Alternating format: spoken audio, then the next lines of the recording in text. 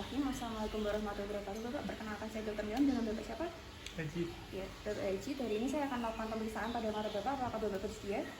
Sedia. Ya, baik. Jika bersedia, bisa tunggu di sini Bapak. Saya akan cuci tangan dan mempersiapkan alat terlebih dahulu. Kemudian pertama-tama kita sediakan pen light. Lalu kita posisikan pemeriksa sejajar dengan mata dari pemeriksanya. Lalu pertama-tama pemeriksaan yang kita lakukan adalah memeriksa dari bagian supercilianya terlebih dahulu. Pertama-tama kita arahkan pen light ke supercilia, lalu kita lihat apakah terdapat edem, kemudian hiperemis, lalu apakah terdapat massa seperti tumor dan lain-lain, kemudian apakah terdapat madarosis atau tidak. Setelah itu kita lihat dari cilianya, apakah terdapat trichiasis, distichiasis, lalu apakah terdapat sekret atau tidak. Jika terdapat sekret, kita nilai dari warna dan konsistensinya. Selanjutnya kita lakukan pemeriksaan pada palpebra superiornya. Bisa melirik ke bawah ya Bapak ya. Kemudian kita lihat dari palpebra superiornya apakah terdapat hiperemis, kemudian apakah terdapat edem, apakah terdapat massa atau tumor, apakah terdapat kalsium dan hidrogen, kemudian apakah dari palpebra mengalami ektopion dan endopion. Kemudian kita lakukan palpasi menggunakan jari telunjuk. Misalnya Bapak, kita nilai apakah terdapat nyeri tekan. Sakit Bapak? Enggak. Ya. Kemudian jika ada massa, kita bisa nilai juga dari konsistensi dan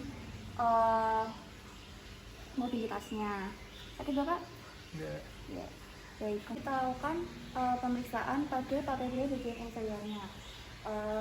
Kita lihat apakah terdapat edem, kemudian apakah terdapat hiperesis, lalu apakah terdapat tumor atau massa, kemudian apakah terdapat kalsium dan hidroleum, kemudian apakah terdapat ektopion dan endopion. Lalu kita lakukan palpasi, kita nilai apakah terdapat nyeri tekan. Sakit ya Pak? Enggak. Di sini sakit ya Pak? Enggak. Kemudian jika ada massa, kita bisa nilai dari konsistensi dan mobilitasnya. Selanjutnya kita lakukan pemeriksaan pada konjungtiva palpebra superiornya. Pertama-tama kita minta pasien untuk melihat ke arah bawah, kemudian kita balik dari kotak matanya. Ini sini Pak, bisa melihat ke arah bawah ya Pak ya. Saya balik untuk kotak matanya. Ini sih ya Pak.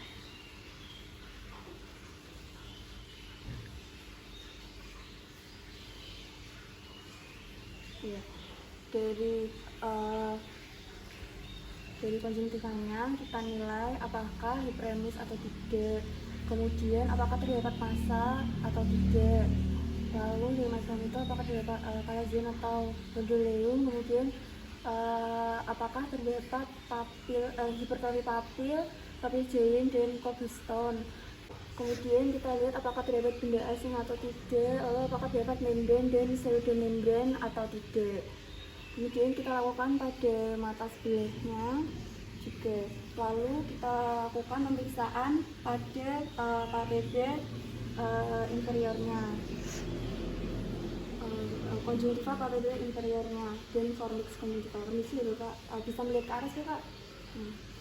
Kemudian dari sini kita nilai apakah terdapat hiperemis, anemis atau ikterik. Kemudian kita lihat apakah terdapat massa seperti kalsium dan hidroleum. Kemudian kita lihat juga apakah terdapat membran dan pseudomembran.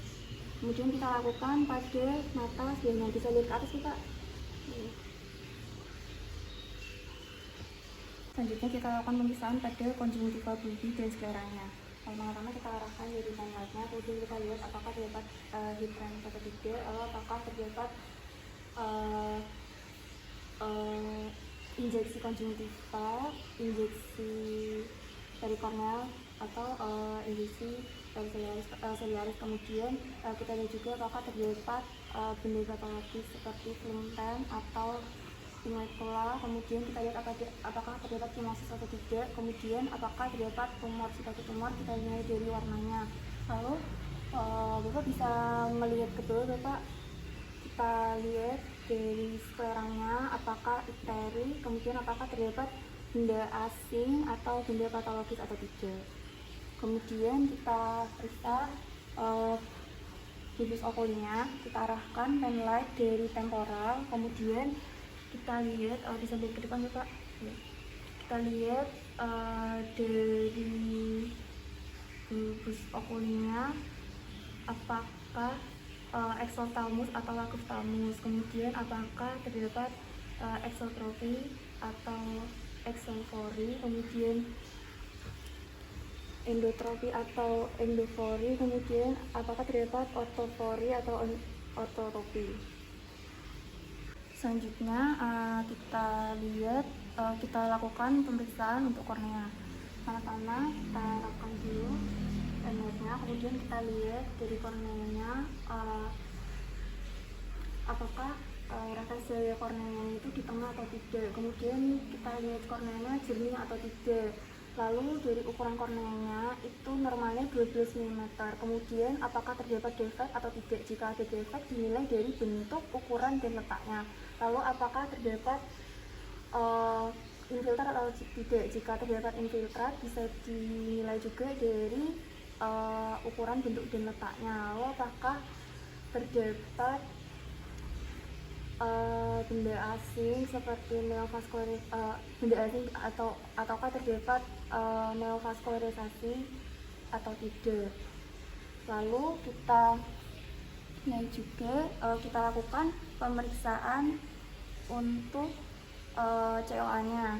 Pertama kita arahkan penlight dari temporal, lalu kita lihat dari kedalaman COA-nya, kemudian kita bandingkan pada mata satunya.